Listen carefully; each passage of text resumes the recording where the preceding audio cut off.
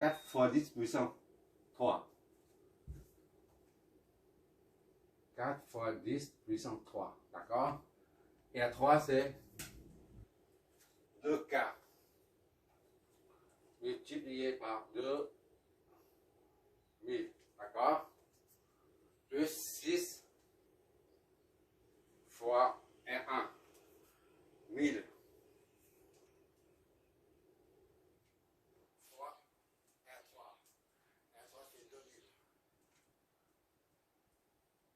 D'accord? Je vérifie. R1, c'est 6. 6 fois R1, R1, c'est 1000. Et R3, c'est 2000. OK. En dessous, c'est R1. R1, c'est 1000. Fois R2, c'est 4000. D'accord? Plus R1, c'est 1000. R3, c'est 2000.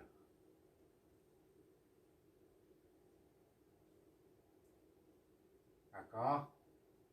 R1, 1000. R3, c'est 2000. C'est ça? Oui, d'accord. Et plus R2, c'est 4000. Fois R3, c'est 2000. Voilà. Qu'est-ce que ça nous donne? Ça nous donne le potentiel aux bornes, et le potentiel au point B. On va faire tout ça. Voilà, je vais te montrer.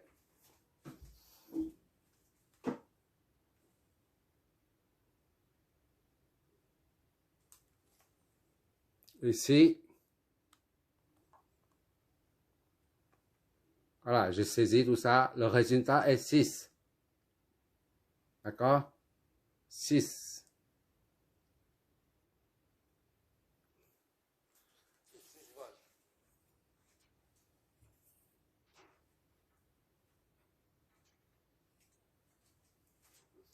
Est-ce que j'ai encore le temps là?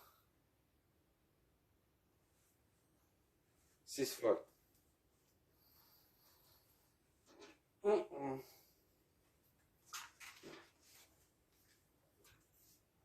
C'est le potentiel au point B. On a tous les trois potentiels. Maintenant, VA est 9, VB est 6 et VC c'est 6. D'accord? On en déduit maintenant les courants en partant toujours de ces équations. I1 est égal à 9 moins VB divisé par R1, soit 9 moins VB c'est 6 divisé par R1 c'est 1000. D'accord? Ça donne 3 sur 1000. 0,003 ampères. Soit I1 est égal à 3 milliampères. Normalement c'est 3,333 milliampères. Je supprime les poussières derrière. Voilà, I1. Pour I2, on a I2 qui est à 6 moins VB sur R2. I2 est égal à 6 moins VB sur R2. Donc, est égal à 6 moins VB, c'est 6 toujours. Sur R2, c'est 4000. Soit 0 sur 4000. Est égal à 0 ampère. Ou bien I2 est égal à 0. Voilà.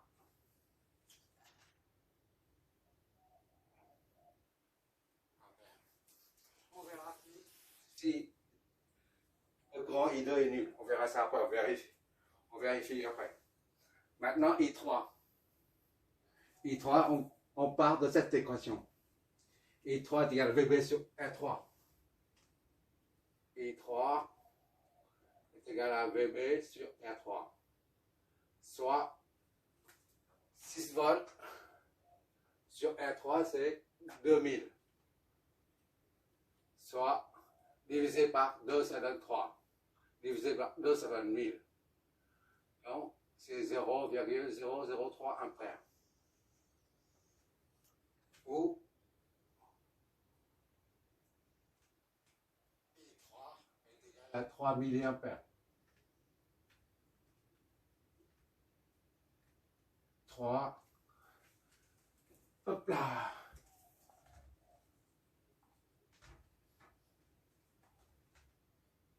Milliampères, d'accord? Voilà, on a tout trouvé là. Les potentiels VA, VB, VC. VA, VB, VC. Les courants I1, I2, I3. I1, I2, I3. Voilà. Il n'y a plus rien à chercher là-dedans. Il n'y a rien à trouver là-dedans. Tout est terminé. Maintenant, on vérifie quand même. On a VAB.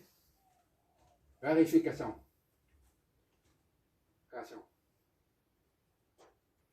VAB est égal à VA moins VB. D'accord? Alors, VA est égal à 9 moins VB est égal à 6. Donc, c'est 3. VAB ici, c'est 3 volts. 3 volts, ça, c'est facultatif. Par contre, pour VAO, VAO est égal à VA moins VO. VA, c'est 9, d'accord? Moins VO, c'est 0. C'est 9 volts. Autrement dit, VAO, on retrouve la source de tension, 9 volts, d'accord? Ici. OK. Ça, c'est OK. De même que vos VCO. On a VC moins VO. VC, c'est combien? VC, c'est 6 volts. Moins 0, ça fait 6 volts. On retrouve VCO aux bornes, c'est 6 volts. D'accord? C'est OK. C'est vérifié. Voilà. Là, on a vérifié les différences de potentiel. C'est-à-dire, on vérifie la tension aux bornes de chaque source. Ceci permet de confirmer le résultat. Et maintenant, on va vérifier les courants. Là, on a I1, le courant I1, là, il sort d'ici. D'accord? Et I2, il n'y a pas de courant. On a supposé au départ I1 sort d'ici. I2 sort ici, d'accord? Mais ce n'était que des suppositions. Maintenant, la réalité, c'est différent. I2 est nul. Il n'y a pas de courant qui sort. Il n'y a qu'un courant qui sort d'ici. I1, 3 milliampères. I2 est nul. C'est contraire à notre supposition de départ. D'accord? Il n'y a pas de courant I2 qui sort. Alors, comment expliquer tout ça? Ça, c'est une bonne question. Eh bien, on fait un rappel. Pour qu'il y ait une circulation de courant, pour qu'il y ait un courant qui circule, il faut impérativement une différence de potentiel aux bornes de l'élément considéré. D'accord? Ici, regarde, on vérifie. VAB. On a dit VAB c'est 3. La différence de potentiel existe. C'est la raison pour laquelle il y a une circulation de courant. I1 existe. D'accord? Maintenant, on vérifie VBO. VBO, c'est quoi? VBO est égal à VB moins VO. D'accord? VB, c'est 6 moins 0. C'est 6 volts. Donc, la différence de potentiel aux bornes de R3 existe, n'est pas nul. C'est la raison pour laquelle le courant I3 existe. C'est-à-dire, il y a une circulation de courant. D'accord? À présent, maintenant, on vérifie le CB. VCB. VCB est égal à VC moins VB. VC, c'est 6 moins VB. C'est 6, 0. Nul. VCB, ici, c'est 6 volts. Ici, c'est 6 volts. D'accord? C'est le même potentiel. C'est la raison pour laquelle il n'y a pas de différence de potentiel aux bornes de R2. Et comme il n'y a pas de différence de potentiel, eh ben, il n'y a pas de courant. Le courant ne peut pas circuler. Supposons qu'on a ici 6, toujours, d'accord? VC est égal à 6. Et si, par calcul, on trouve 4, VB est égal à 4, dans ce cas, il y a une différence de potentiel. 6 et 4, ça fait 2. Alors, le courant passe. D'accord? C'est assez clair comme ça, comme explication. Voilà, la particularité de cet exercice, c'est que, premièrement, le point 0 de référence est relié au 0 des sources de tension. Et deuxième particularité, c'est que les deux potentiels sont au même niveau. B et C ont le même potentiel. C'est pour ça que ça empêche le courant de passer dans ce sens et dans ce sens. Si ici c'est 5 volts, ici c'est 4 volts, le courant passe comme ça. Du potentiel le plus haut vers le potentiel le plus bas. 5 volts, 4 volts, le courant passe comme ça. Et si c'est ici c'est 4 volts, ici c'est 3 volts, et ben, le courant passe comme ça. D'accord? On a bien expliqué la raison pour laquelle on n'a pas trouvé le courant I2. Donc la source ne débite aucun courant. Il n'y a pas de courant ici, ni là, ni là. On regarde bien, le courant I1 passe là-dedans. Il ne passe pas là-dedans. I1, c'est 3 mA. Il passe là-dedans. Et comme ici, c'est le même potentiel, il ne va pas par là. Il ne peut pas aller par là. Donc, il va descendre ici. C'est pourquoi l'intensité, la valeur de I3 est la même que celle de I1. I3, c'est 3 mA. I1 se retrouve dans R3. On va simuler tout ça pour clarifier la notion de différence de potentiel. Ça, il faut le considérer comme un exercice fondamental aussi, de base. C'est très important, la notion des potentiels. Parce que quand on parle des tensions, c'est assez flou. La tension, ça ne veut strictement rien dire en fait. La tension, c'est une poutre, disons une poutre comme ça, ou une barre en bois ou en acier.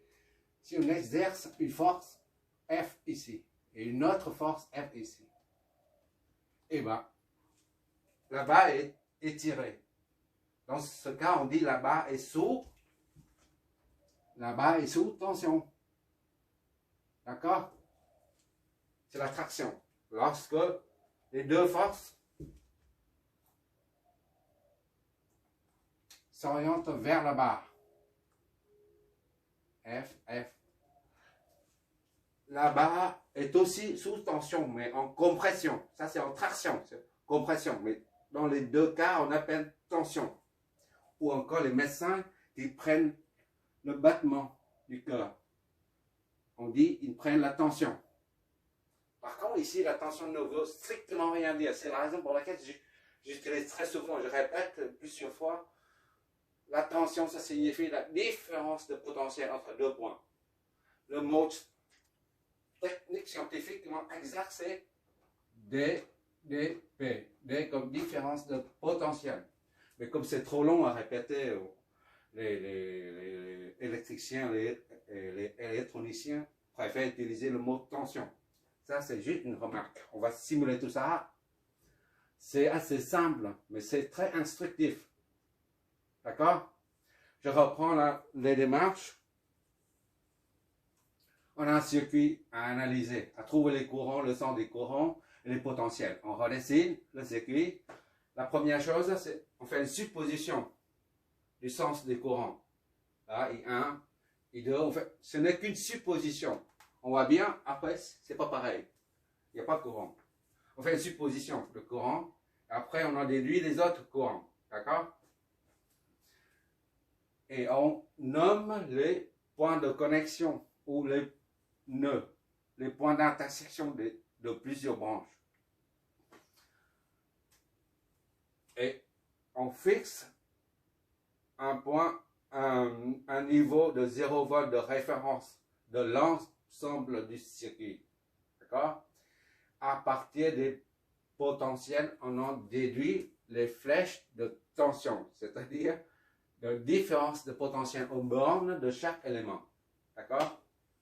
Une fois les flèches de courant et les flèches de tension sont mises en évidence, on applique alors la loi d'Ohm à chaque élément récepteur. D'accord?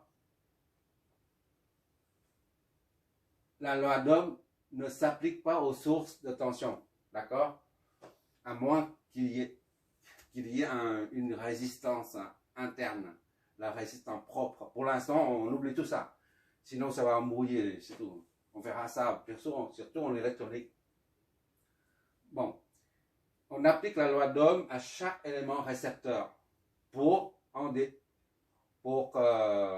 sortir les courants I1, I2, I3. D'accord? Les courants I sont exprimés en fonction des potentiels. VB, là. Et après, la loi des nœuds nous permet de combiner ces trois courants, c'est-à-dire combiner ces trois équations pour avoir notre équation. Voilà, c'est celle-là. Et partir de cette équation qui ne contient qu'une seule inconnue VB. Et on en déduit VB. Et à partir de VB, le potentiel au point B, on reprend ça. Ces trois équations pour en déduire les courants I1, I2 et I3. C'est pas compliqué du tout. Là, c'est le deuxième exemple. Je ferai un autre. Le troisième exemple, je vais plus vite. Je ne vais pas dire la fête de tension, c'est V1, machin, mon bidule, différence de potentiel. Je dis tension, d'accord? Et ça, quand je prends 0 volt, je ne dis pas c'est le point de référence du circuit. Je dis ça, on fixe à 0 volt. Je dis même pas. Je dirais V0 est égal à 0. D'accord? À partir du troisième exercice, je dis V0 est égal à 0 en mettant le symbole ici pour désigner la masse ou alors le point de référence. Bon, je vais te montrer le résultat de simulation sur Spice ou sur un autre logiciel professionnel.